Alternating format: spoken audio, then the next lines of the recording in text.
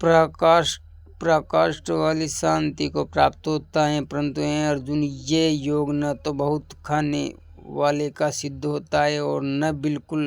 न खाने वाले का, तथा न अति सहन करने स्वभाव वाले का और न अत्यंत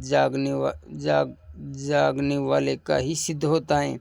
ये दुखों का नाश करने वाला योग तो यथा योग आहार और विहार करने वालों का, तथा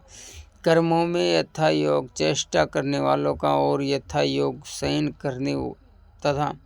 जागने वाले का ही सिद्ध होता है। इस प्रकार योग के अभ्यास से अत्यंत वश में किया हुआ चित्त जिस काल में परमात्मा में ही बलि प्रकार स्थित हो जाता है, उस काल में संपूर्ण कामनाओं से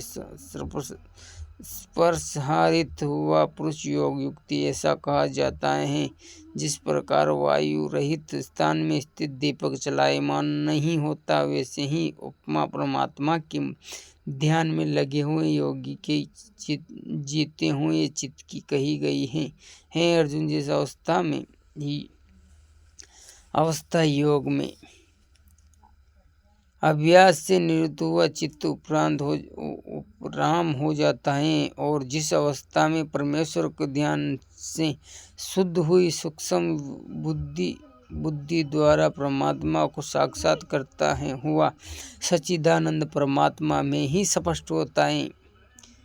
सच्चिदानंद परमात्मा में ही संतुष्ट होता है तथा इंद्रियों में अतीत केवल शुद्ध हुई सूक्ष्म बुद्धि द्वारा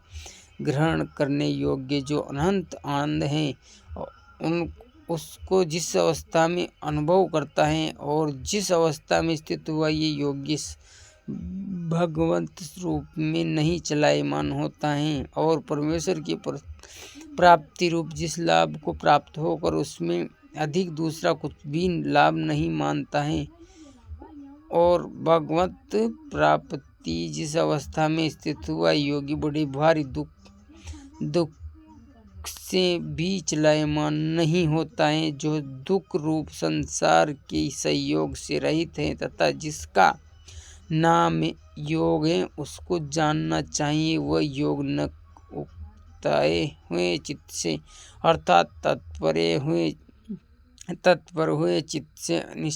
निश्चय पूर्वक करना कर्तव्य है। इसीलिए मनुष्य को चाहिए कि संकल्प से उत्पन्न होने वाली संपूर्ण कामनाओं को अच्छी प्रकार करना चाहिए। सही बात है, आजकल के महात्मा लोग टीवी पे आने के लिए न जाने क्या क्या करते हैं, गीता का ध्यान नहीं है। गीता पढ़ के तो देखो एक बार योग युक्ति क्या होती है गुरुजी।